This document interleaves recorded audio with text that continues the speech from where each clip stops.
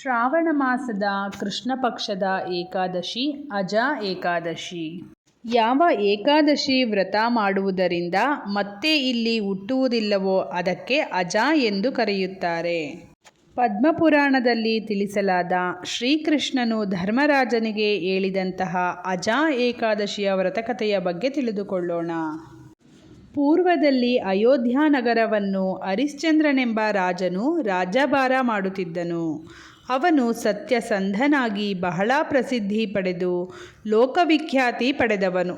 ತನ್ನ ಸತ್ಯವನ್ನು ಉಳಿಸಿಕೊಳ್ಳಲು ರಾಜ್ಯಭ್ರಷ್ಟನಾದ. ಪತ್ನಿ ಪುತ್ರರನ್ನು ಮಾರಿದ. ಆದರೂ ಸತ್ಯಕ್ಕಾಗಿ ತಾನೂ ಸಹ ರುದ್ರಭೂಮಿಯ ಒಡೆಯ ವೀರಬಾಹುವಿನ ಜೀತದಾಳಾಗಿ ಸೇರಿದನು. ತನ್ನ ಒಡೆಯನ ಮಾತಿನಂತೆ ಮಸಾಣವನ್ನು ಕಾಯುತ್ತಾ ಬಂದ ಹಣವನ್ನು ಚಾಚೂ ತಪ್ಪದೆ ಒಡೆಯನಿಗೆ ನೀಡುತ್ತಿದ್ದನು. ಹೀಗೆ ಹಲವು ವರ್ಷಗಳನ್ನು ದುಃಖದಿಂದ ಕಾಲ ಕಳೆದನು. ತನ್ನ ದುರಾವಸ್ಥೆಯನ್ನು ತಾನೇ ಮರುಗಿದನು. ಸತ್ಯನಿಷ್ಠೆಗೋಸ್ಕರ ತಾನು ರಾಜ್ಯಭ್ರಷ್ಟನಾದೆ. ತನ್ನ ಪತ್ನಿ ಮತ್ತು ಪುತ್ರರನ್ನು ಬೀದಿಪಾಲು ಮಾಡಿದೆ. ಇತರರ ಮನೆಯ ಜೀತದಾಳಾಗಿ ದುಡಿಯುತ್ತಿರುವುದನ್ನು ಯೋಚಿಸಿ ಮರುಗಿದನು.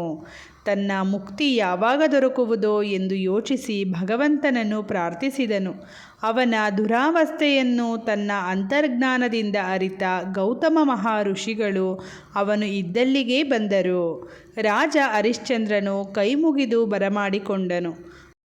ಅವನ ಈ ದುರಾವಸ್ಥೆಗೆ ನಿನ್ನ ಜನ್ಮಾಂತರದ ಕರ್ಮವಿರಬಹುದೆಂದು ಒಂದು ಸಲ ಕಣ್ಣು ಮುಚ್ಚಿ ಯೋಚಿಸಿ ಕಣ್ಣು ತೆರೆದು, ರಾಜ, ನೀನು ಶ್ರಾವಣ ಮಾಸದಲ್ಲಿ ಬರುವ ಕೃಷ್ಣ ಪಕ್ಷದ ಏಕಾದಶಿ ವ್ರತವನ್ನು ಆಚರಿಸು. ಅದು ನಿನ್ನ ಮಹಾಪಾಪ ಪರಿಹಾರಕ ಪವಿತ್ರ ವ್ರತವೋ. ಅದು ಮುಂದಿನ 7ನೇ ದಿನಕ್ಕೆ ಬರುತ್ತದೆ. ಅದರಿಂದ ಇಂದಿನ ರಾತ್ರಿ ಮತ್ತು 3ನೆಯ ಏಕಾದಶಿ ದಿನ ಪೂರ್ಣ ಉಪವಾಸವಿದ್ದು ದ್ವಾದಶಿ ದಿನ ಪ್ರಾತಃಸ್ನಾನ ಮಾಡಿ ಶ್ರೀಹರಿಯನ್ನು ಧ್ಯಾನಿಸಿ ಪೂಜಿಸಿ ಸಕಾಲದಲ್ಲಿ ಪಾರಣೆ ಮಾಡು.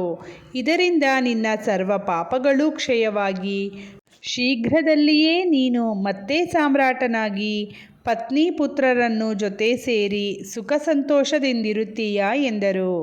ಅದರಂತೆ ರಾಜ ಹರಿಶ್ಚಂದ್ರನು ವ್ರತವನ್ನು ಆಚರಿಸಿದನು.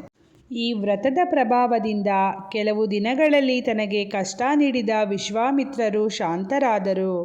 ಮತ್ತೆ ಮೊದಲಿನ ರಾಜ್ಯ ಐಶ್ವರ್ಯ ಎಲ್ಲವನ್ನೂ ಪಡೆದನು ಮತ್ತು ಅವನ ಪತ್ನಿ ಪುತ್ರರನ್ನು ಸೇರಿದನು.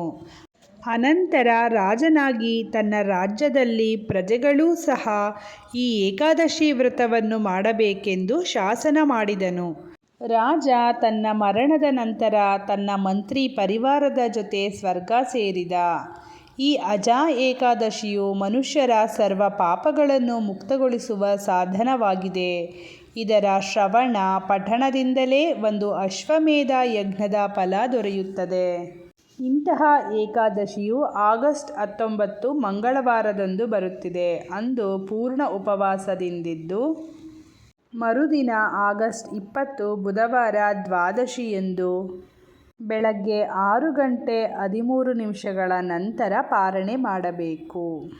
ಈ ಅಜ ಏಕಾದಶಿಯ ವ್ರತವನ್ನು ಋಷಿಕೇಶರೂಪಿ ಭಗವಂತನಿಗೆ ಅರ್ಪಿಸಬೇಕು.